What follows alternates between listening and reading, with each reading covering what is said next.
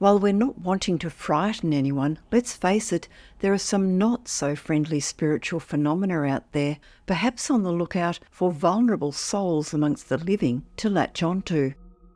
We are often in our most unprotected state when half awake or in a state of stress, and these can be times when unwanted entities decide to disrupt our peace.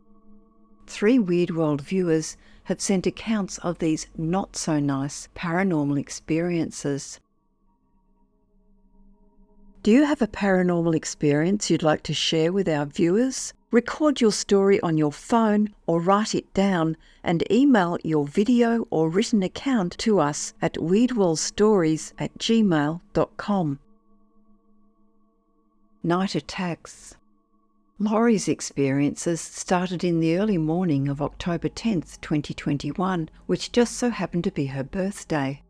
She had fallen asleep in the living room, as she often did, listening to her meditation audio in order to relax enough to drop off. She had started listening to the audios because sleeping and experiencing something waking her up between 3 and 5 a.m. had become an issue.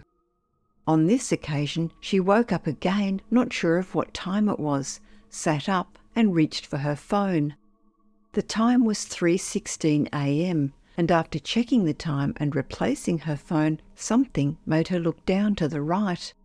It was then that she could see herself sleeping. Laurie panicked and thought, "What the hell is going on?" Feeling confused, she then noticed that her basement apartment door was wide open. At the top of the stairs, she could see a pair of heavy black boots. Dazed and bewildered as to what was going on, she thought it was her upstairs neighbour coming home from work, when all of a sudden those black boots took a step down to the next step. From where Laurie was sitting, she could only see the pair of legs at that point, and as they took another step down, each step was heavy and loud, like it had a sinister purpose. As the figure took another step down, in Laurie's head she could hear a deep, chilling voice yelling that it wanted to destroy her, take her out, calling her vile names. The dark, demonic energy she felt from the ominous figure petrified her as, all of a sudden, it picked up its pace and started to quickly stomp down the stairs, coming at her with evil intent, wanting her dead. Just as suddenly, out of the pitch-dark laundry room to the left, Laurie saw her deceased mother swiftly stand in front of the dark figure as it reached the last step, put her hand in front of it, and yell, "No!" The next thing Laurie knew was that she was waking up and it was after 9 a.m. Without really knowing what had happened between her mother and the dark figure, she now believes that her mum saved her and says that this was just the beginning of many more visits from the dark figure. She relates that she has gone through about 1.5 years of being attacked in her sleep by the dark figure, who is female and accompanied by a small group of figures wearing hooded cloaks. In her dream state, she has learnt how to fight back and is always conscious as to what she is saying and doing, as if she is half asleep and awake at the same time. She also claims that her deceased mother has a few more times helped her to fight this malevolent presence. She believes that she is in some kind of spiritual warfare, but in considering its origin, realised that, coincidentally, it all started after she met a particular person in August 2021, not personally, but as online friends. At the time of writing, her nightly spiritual warfare had been quiet for the last 6 months, for which she is grateful.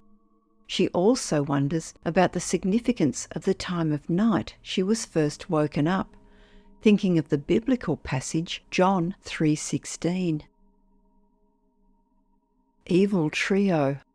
Michael Lee, who lives in the United Kingdom, vividly remembers an account told to him by his older brother, which happened some time ago. His family were living in Hong Kong, and the incident took place just before they moved to the UK. On this particular night, Michael's maternal grandmother had decided to stay the night. As the flat where they were living was quite small, the whole family slept in one bedroom.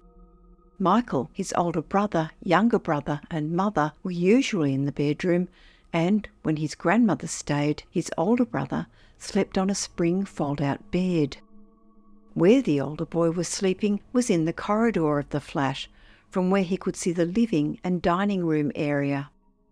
Michael's older brother, who was about 7 at the time, later told him that at around 7 a.m. in the morning he woke up in a sleep paralysis state. The sun was already shining brightly and he could see the TV on his right-hand side in the corner of the room. This was quite an old TV, which had a wooden case with a sliding cover. As he was looking at the TV, the sliding wooden cover eerily slid open on its own. Out of the TV came the figure of a frightening-looking man. Just then, on the left side of the room, where there was a couch, out walked a woman through the wall. The woman had long dark hair which was covering her whole face, and even more scarily, a very long tongue that reached the floor. At this point, in front of the boy, was the bathroom. Out walked a Chinese demon that held a large wooden club. All three entities were then having a conversation in the middle of the living room.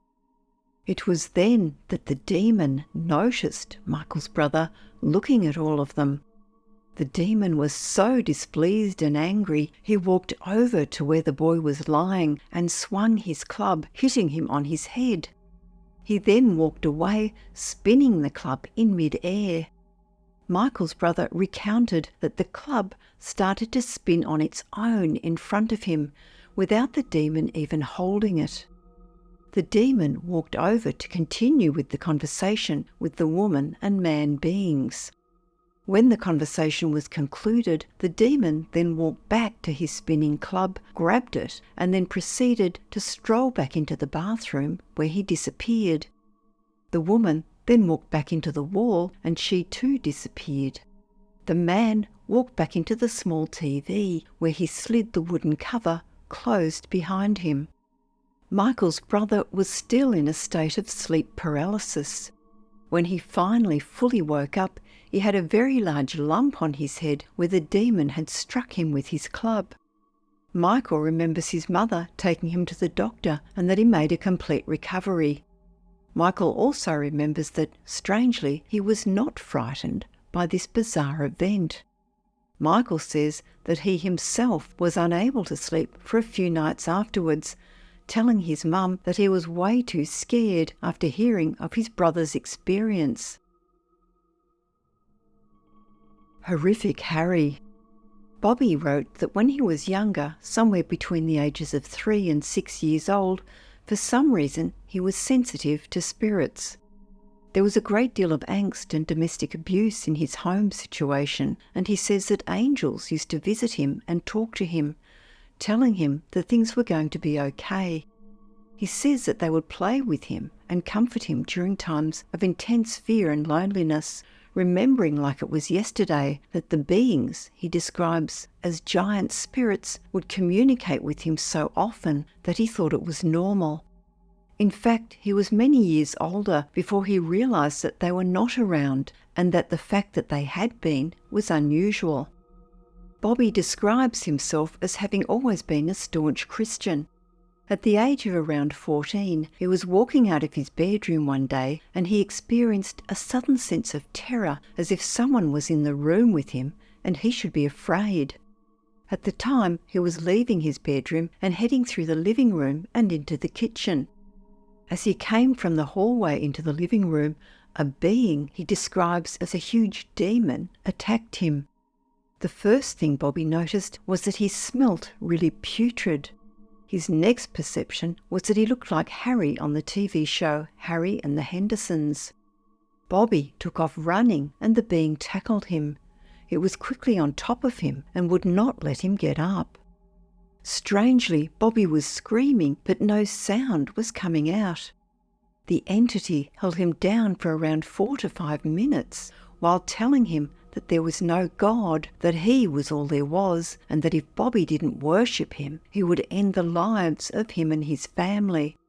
All Bobby could do was silently scream, completely terrified. He also says that the being said a lot more, but it was unrepeatable. Thankfully, it seems that Bobby was able to survive this horrific spiritual attack as he went on to tell us the tale.